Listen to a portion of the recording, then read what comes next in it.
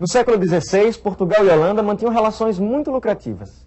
Os holandeses, também conhecidos como flamengos, ganhavam muito dinheiro comercializando o açúcar e outras mercadorias produzidas no Brasil.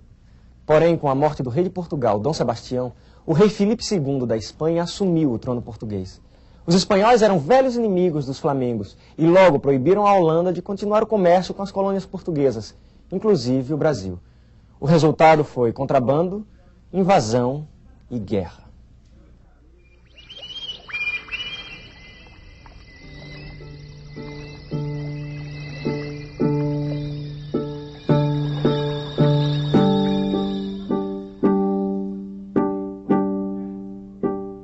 Imagine a TV viajando no tempo para mostrar o passado. Imagine a vida, as pessoas, os sonhos de outras épocas. Imagine tudo isso como era há alguns séculos. 500 anos, o Brasil colônia na TV. Episódio 3, na companhia dos holandeses. Os comerciantes flamengos não se conformaram com a decisão de Felipe II, rei de Espanha e Portugal. Proibidos de comercializar com o Brasil e em guerra com os espanhóis, os holandeses decidiram tomar atitudes radicais. Intensificar o contrabando e o comércio ilegal. Ilegal? E daí qual é o problema, meu caro guerreiro? Os riscos são grandes, mas há muita riqueza em jogo. O que faremos se a Espanha revidar? Estaremos preparados. Vamos criar uma companhia que junte nossas forças, que faça mais do que recuperar o que perdemos. Ela se chamará Companhia das Índias Ocidentais e estará preparada para o comércio e para a guerra. O Brasil será nosso. A primeira tentativa da companhia para conquistar o Brasil aconteceu na Bahia em 1624. De lá, fala José Pereira. A Bahia é o centro político da colônia. Isso explica por que os holandeses decidiram começar sua campanha de dominação por aqui. Porém, mesmo conseguindo tomar a cidade de Salvador por vários meses, os flamengos acabaram sendo expulsos da Bahia. Soubemos que os baianos estão festejando nossa derrota. Que importa? Perdemos a Bahia, mas a luta continua. Vamos nos preparar para um novo ataque. Desta vez em Pernambuco. Amigos, estes holandeses estão avançando contra a nossa terra. Tomaram o porto e incendiaram Olinda. Corremos o risco de perder tudo o que temos. Nossos engenhos, nossos negócios. Temos que negociar com eles. Com o porto nas mãos dos holandeses, não poderemos comprar nem vender. Ficaremos na miséria. Se negociarmos com eles, perderemos o apoio de Portugal. Como ficarão nossos contatos com a corte portuguesa? Se os flamengos nos apoiarem, não precisaremos de Portugal. E se nos traírem? Não sabemos do que são capazes. Portugal não. É nosso velho conhecido. Portugal não pode fazer nada por nós. Devíamos dar aos holandeses um crédito de confiança. Que confiança poderá existir entre nós? Os pernambucanos são católicos. Os holandeses dessa companhia são protestantes. Excomungados pelo Papa. Queimaram nossas igrejas, senhores. Os riscos são grandes demais. Temos que lutar contra os holandeses com todas as nossas forças. As lutas começaram. Embora as tropas holandesas fossem mais numerosas e melhor equipadas, os pernambucanos contavam com a vantagem de conhecer bem a terra. Matias de Albuquerque liderou a resistência por muitos anos, recebendo o auxílio de todo o Nordeste. Até que um dia, algo estranho aconteceu. A batalha de hoje foi um desastre. Se continuar assim, não poderemos permanecer aqui no forte. Teremos que recuar. Senhor, não entendo o que aconteceu. Os flamengos quase acabam conosco. Parece até que já sabiam de tudo que íamos fazer. Alguém deve ter passado nossos planos para eles. Domingos Calabar. Foi ele o culpado? Foi. Passou para o lado dos flamengos. Meu Deus. Com as informações de Calabar, os holandeses enfraqueceram a resistência, tomaram a cidade de Porto Calvo e agora estão vindo para cá. Não faltava mais nada. Pois é isso, meus amigos. Até mais ver. Até! Não entendo por quê. Fiquem preparados. Adeus. Adeus. Não entendo. Tudo pode acontecer. Nós sabemos, Martins. Adeus. Agora é adeus mesmo. Adeus. Adeus. Não entendo por que essa traição de Calabar é tão especial. Vejo pessoas mudando de lado o tempo todo. E daí? Isto não diminui a gravidade do crime. Calabar pertenceu às tropas de Matias de Albuquerque, revelou os segredos de guerra. Sabe-se lá quanta gente morreu por causa disso. Sim, meu pai, mas essa luta já dura 5 anos. Nossos engenhos passam por necessidades. Todos estão confusos, não sabem de que lado ficar. Espero que você saiba de que lado ficar e não invente de me dar nenhum desgosto. Estarei sempre ao seu lado, meu pai. Calabar foi capturado e morto pelas tropas de Matias de Albuquerque após a retomada da cidade de Porto Calvo. Mas, àquela altura, não havia mais como enfrentar os holandeses. Em 1637, os flamengos já controlavam o litoral desde Pernambuco até o Rio Grande do Norte.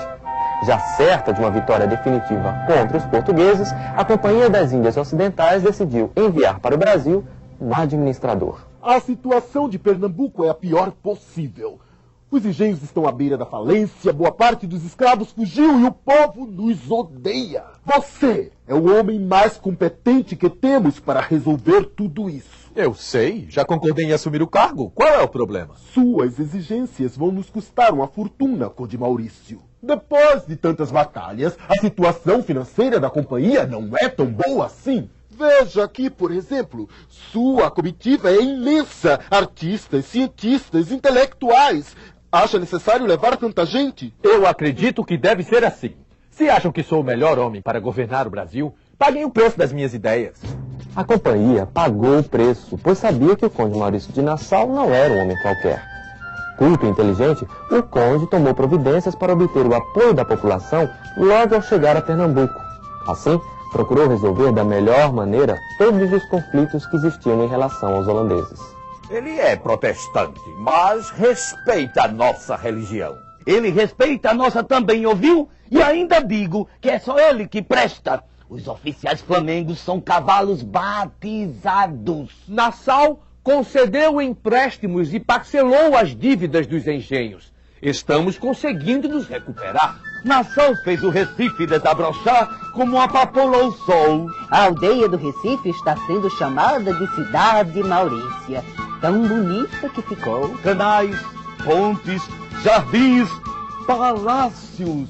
Ele melhorou o porto, quer reformar tudo. Até parece que estamos na Europa. Ai! Em sua comitiva, o conde trouxe 46 artistas e homens de ciência que se encarregaram de estudar e registrar toda a realidade brasileira daquela época como nunca havia sido feito antes.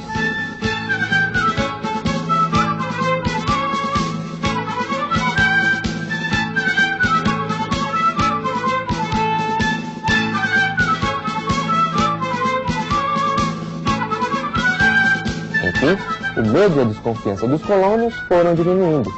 Não tardou para que os costumes holandeses começassem a fazer parte do dia a dia da colônia. Maurício de Nassau tinha interesses concretos. Ele precisava reativar os engenhos e recuperar a economia da colônia.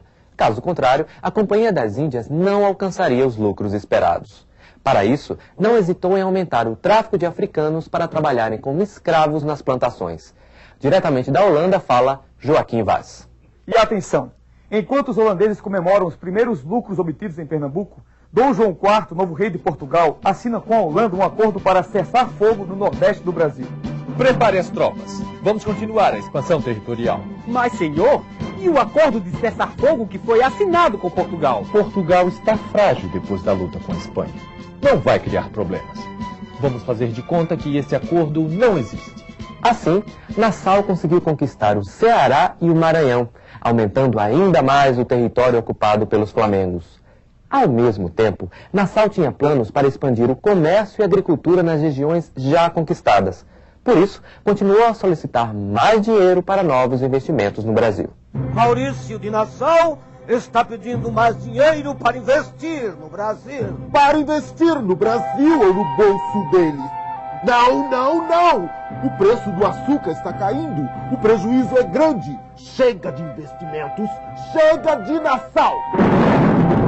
Queremos retorno e não transtorno. Concordo. Está na hora de substituí-lo por pessoas que possam aumentar nossos lucros.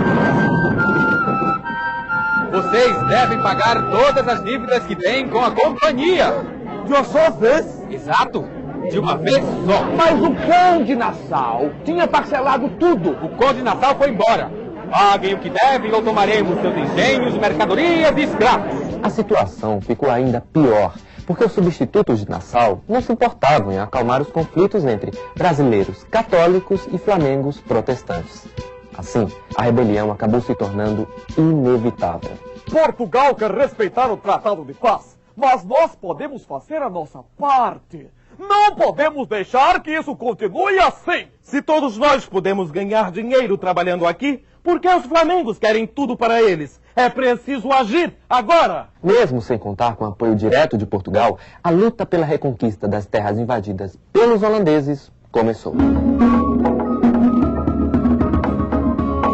Temos a vantagem de saber lutar no meio do mato, coisa que os flamengos não sabem. Já ganhamos uma batalha no Monte das Tabocas e ganharemos muitas outras. Estamos recebendo apoio de tropas de Salvador, na Bahia. Vamos expulsar todos os holandeses do interior. Após longas e violentas batalhas, os holandeses acabaram acuados na cidade de Maurícia, que era, como eles chamavam, uma antiga aldeia do Recife. Soldados e civis passaram grandes dificuldades, já que a cidade estava cercada e os alimentos demoravam a chegar pelo mar. Quando parecia que a guerra estava definitivamente ganha, a Holanda enviou novas tropas, obrigando os pernambucanos a fazerem um recuo estratégico. Mas isto só serviu para prolongar a agonia de todos. Os flamengos invadiram a ilha de Taparica, na Bahia, e foram expulsos 7 meses depois. Em seguida, lutaram por 2 vezes nos Montes dos Guararapes, em Pernambuco.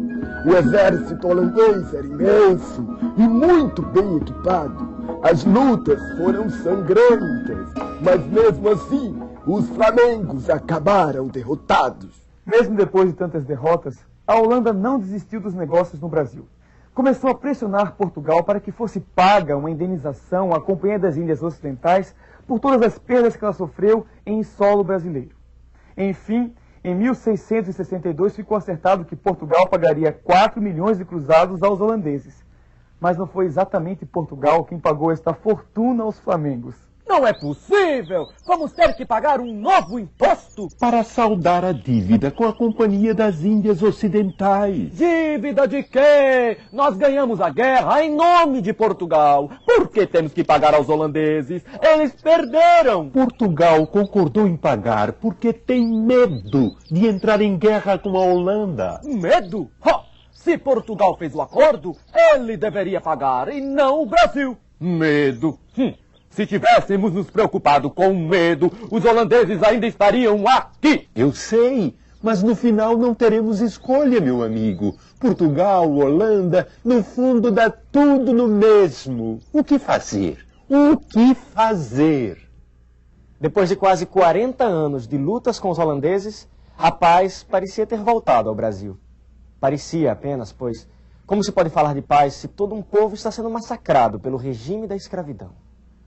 Conheça um pouco da saga dos povos africanos no Brasil no nosso próximo episódio.